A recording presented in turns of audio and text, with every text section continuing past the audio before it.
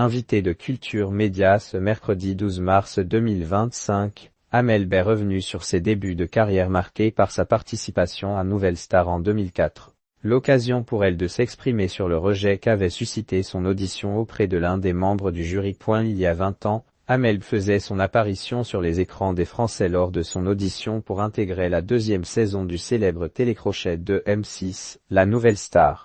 Son talent lui a permis de se hisser jusqu'à la 3e place de la compétition, aux portes de la finale. Cette expérience a marqué les débuts de sa carrière musicale et l'a révélée au grand public. Lors de son passage sur Culture Média, mercredi 12 mars, l'interprète de Ma philosophie et Où je vais est revenu sur ce moment marquant face au jury alors composé de Marianne James, Manu Katché, André Manoukian et Dov Attia.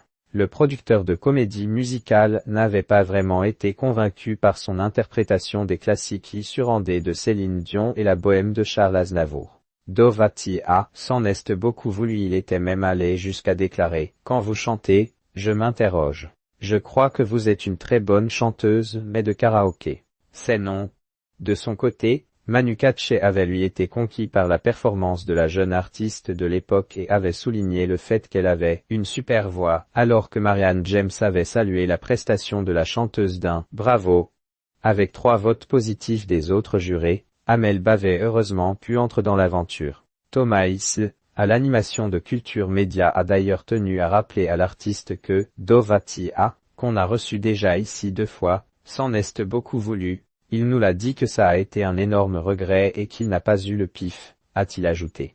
Amel prend la défense de Dov Attia. Amel B a quand même tenu à prendre la défense du producteur en lui trouvant des circonstances atténuantes. « Je passais dans les derniers », s'est-elle d'abord souvenue. Puis de raconter « J'avais chanté Céline Dion et 9 personnes sur 10 chantaient Céline Dion. Je crois qu'il n'en pouvait plus. Ce moment est resté marqué alors que dès l'apparition d'après, il m'a soutenu et ça, jusqu'à la fin. Ce n'est pas super juste par rapport à lui parce qu'il m'a soutenu tout le long. » De son côté, Dov Attia a été revenu sur cette séquence auprès de nos confrères de Sud Radio. Quand Amel B a chanté, j'étais en conflit avec mes amis parce qu'ils refusaient un candidat que j'adorais, donc quand je les ai vus s'extasier devant elle j'ai lâché, t'as une voix de karaoké, ça les a fait chier et c'était le but, avait-il confié avec franchise en 2023. Et de reconnaître après s'être excusé qu'Amel B, l'une des plus belles voix qu'on ait en France.